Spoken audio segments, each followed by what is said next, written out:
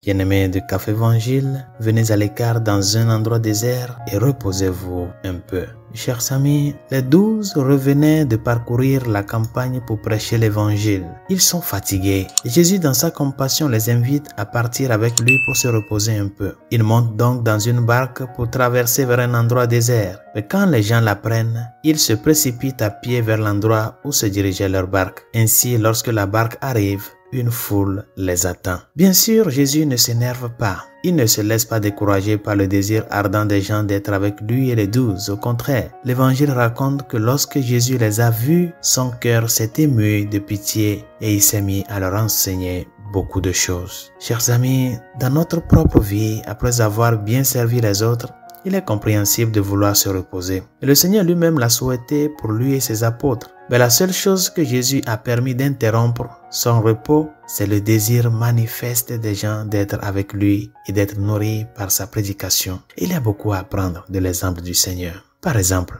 il arrive souvent qu'un parent veuille être seul pendant un certain temps alors que des problèmes familiaux surgissent et requièrent son attention. Les prêtres et les religieux peuvent également avoir des tâches inattendues qui découlent de leur ministère et qui peuvent à première vue sembler interrompre leur projet. Il en va de même pour toute vocation ou situation dans la vie. Nous pouvons penser que nous avons besoin d'une chose, mais le devoir nous appelle et nous découvrons qu'on a besoin de nous d'une autre manière. Et l'une des clés du partage de la mission apostolique du Christ, que ce soit auprès de nos familles, de l'Église, de nos communautés ou de nos amis, est d'être prêts et disposés à être généreux de notre temps et de notre énergie. Il est vrai que la prudence dicte parfois le besoin de se reposer, mais à d'autres moments, l'appel à la charité l'emporte sur ce que nous percevons comme un besoin légitime de repos et de détente. Et lorsque la vraie charité est exigée de nous, nous trouverons toujours que notre Seigneur nous donne la grâce nécessaire pour être généreux avec notre temps. Et c'est souvent dans ces moments-là que notre Seigneur choisit de nous utiliser d'une manière qui transforme véritablement les autres. Résolution de ce jour. Rappelle-toi de ces paroles de Saint Paul.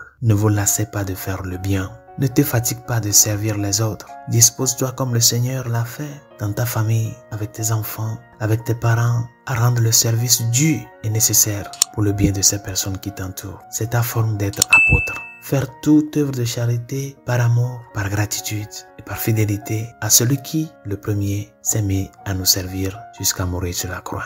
Bonne journée. Dieu vous bénisse.